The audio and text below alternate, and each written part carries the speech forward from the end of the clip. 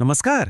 कधी असा विचार मनात आलाय का की जर देवाला सगळंच माहीत आहे, तो सर्वज्ञानी आहे, तर मग हा अंतिम न्याय निवाडा वगैरे करण्याची गरजच काय? आज आपण महान श्वेत सिंहासन न्यायाच्या संकल्पनेतून याच मोठ्या प्रश्नाचं उत्तर शोधणार आहोत. चला तर मग सुरू करूया. हाच प्रश्न खरं तर या सगळ्या चर्चेच्या मुळाशी आहे.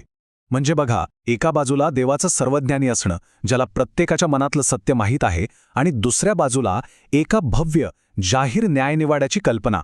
या दोन्ही गोष्टी एकत्र कशा बसतात, याच गुंतागुंतीच्या विषयाचा उलगडा आपण पुढे करणार आहोत.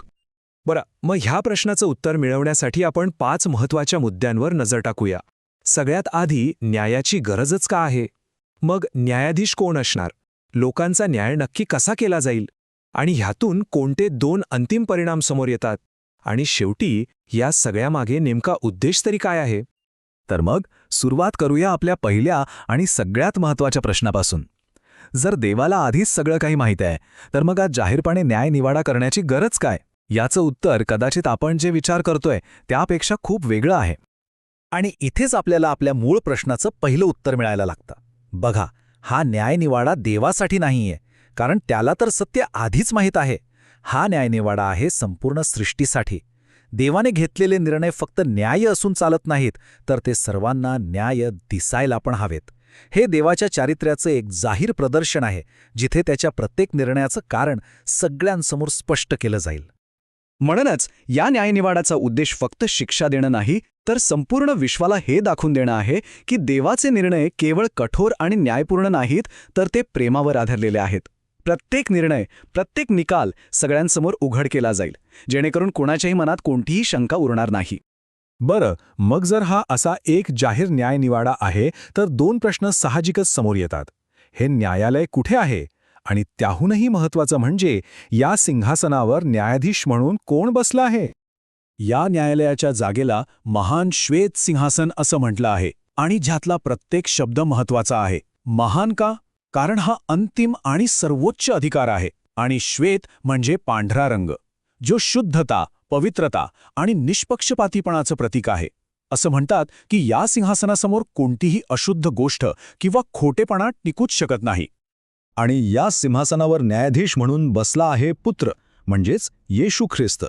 मूळ ग्रंथानुसार पित्याने न्यायाचा सगळा अधिकार पुत्राच्या हाती दिला आहे.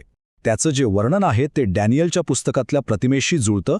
बर्फासारखे शुभ्र कपडे, अग्नीच्या ज्वालेसारखं सिंहासन आणि त्याच्या जवळून वाहणारी अग्नीची नदी, ही सगळी प्रतीकं त्याचा दैवी अधिकार आणि सामर्थ्य दाखवतात. ठीक आहे, आपल्याला न्यायाधीश कोण आहे हे कळलं. पण आता प्रश्न येतो की न्याय कसा केला जाणार? कोणत्या पुराव्यांच्या आधारावर निकाल दिला जाईल?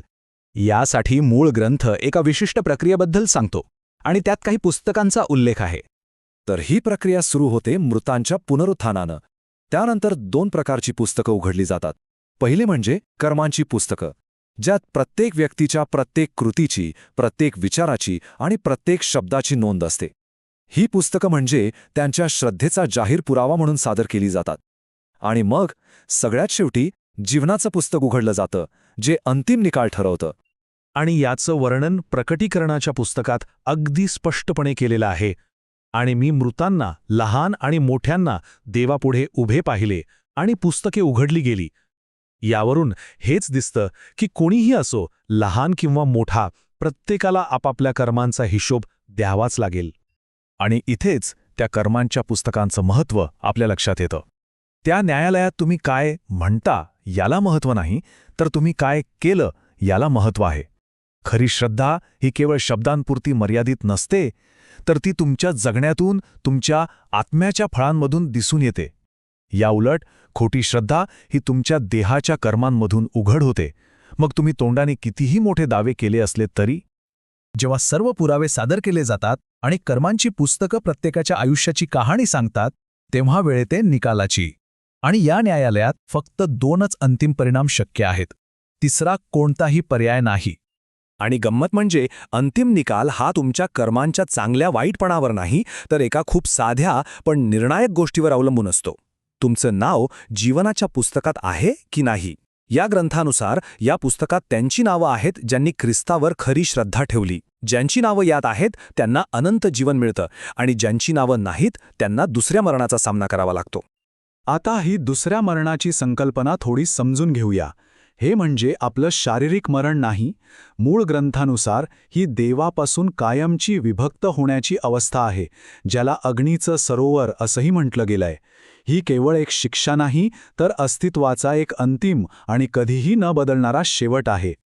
आणि इथेही देवाचा न्याय किती अचूक आहे हे दिसतं. स्रोत असं सांगतो की शिक्षा सगळ्यांसाठी सारखी नसेल, ती प्रत्येकाच्या कर्मानुसार कमी जास्त प्रमाणात असेल. ज्यांनी मोठी पापं केली त्यांना मोठी शिक्षा मिळेल.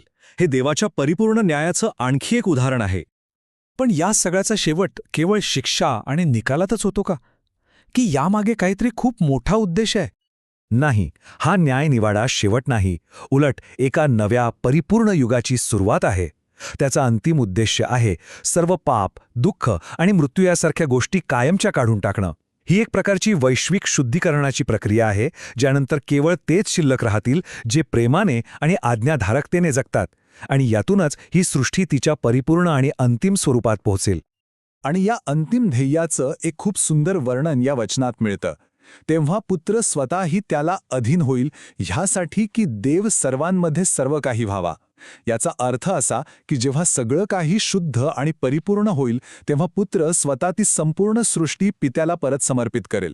ही एक अशी अवस्था असेल जिथे देवच सर्व काही असेल आणि सर्व काही त्याच्यासोबत एका परिपूर्ण सुसंवादात असेल.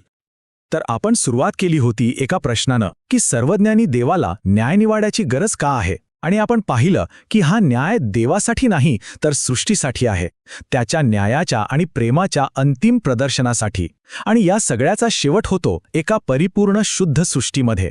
पण मूळ ग्रंथ आपल्याला एका अंतिम प्रश्नासोबत सोडतो. पूर्ण झालेली सृष्टी म्हणजे काय? जिथे पाप नाही, मृत्यू नाही, अशा अस्तित्वाचा अनुभव नेमका कसा असेल? यावर विचार करायला नक्कीच हरकत नाही.